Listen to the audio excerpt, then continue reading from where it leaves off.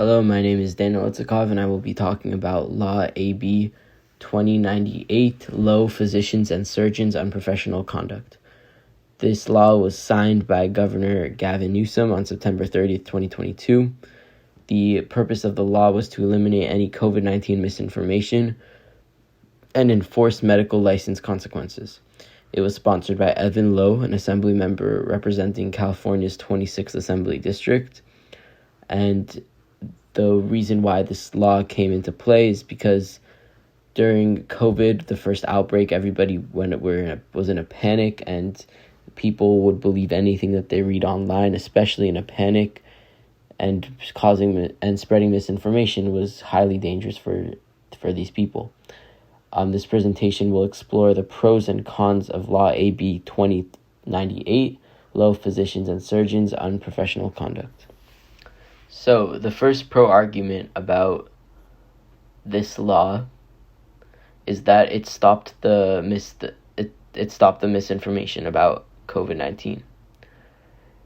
AB 2098 effectively curbed the spread of misinformation in certain cases. For example, ivermectin was taught as a COVID-19 treatment without sufficient evidence. Doctors promoting ivermectin misled the public. And according to the FDA, ivermectin poses serious health risks, including nausea, vomiting, and even death. AB 2098 safeguards against misinformation, protecting people from potential harm. Without this law, politically motivated doctors and such could spread false information, potentially leading to fatalities. Overall, AB 2098 shields panicked Californians from danger and misleading information, whether online or offline. Also, another pro-argument about this law is the supporting accurate doctors. AB 2098 directs taxpayers' funds to support accurate and reliable doctors who provide correct information. Dr. Simon Gold exemplifies the need for this law. Dr. Gold spoke against the COVID vaccine at a Reformed church in Thousand Oaks, California. She promoted unproven drugs for treating COVID-19, charging $90 a person. Dr. Gold pressured young adults to purchase her drug and falsely claimed to be an emergency physician. Since AB 2098 was enacted in 2022, Dr. Gold retains her medical license. This law allows identification of false doctors and enables support for trustworthy professionals. On the contrary, the first con argument are about the constitutional concerns.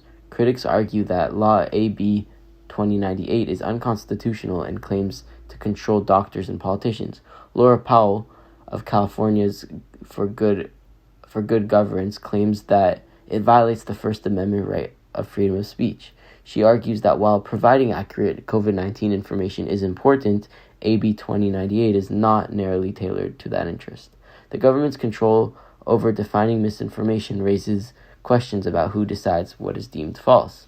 Dr. Marty Makary of Johns Hopkins criticizes the replacement of scientific methods with medical dogma by a small group of government doctors during the pandemic. They argue that the government's disregard for scientific rigor and political vaccine risks poses as a threat to public health. Some doctors believe that this law suppresses their ability to speak out about the true nature of COVID. The second con argument is the effectiveness and evolving information. Critics argue that this law is not helpful as there are existing laws to address misinformation, and a new law specifically targeting COVID is unnecessary. Dr. Monica Gandhi expresses her concern, stating that the vast amount of research and evolving information surrounding COVID makes it difficult to access the accuracy of doctors' claims. Dr. Gandhi highlights the government's inconsistent stance on masks as an example. Initially, masks were downplayed, but later they were deemed crucial for the public health. The flip-flopping messaging on masks raises doubts about the government's reliability and undermines trust in COVID-related information. In conclusion, while researching on the two pro and the two con arguments about this law, I've came to the conclusion that the urgency and potential dangers associated with COVID make this law necessary for safeguarding and the well-being of Californians.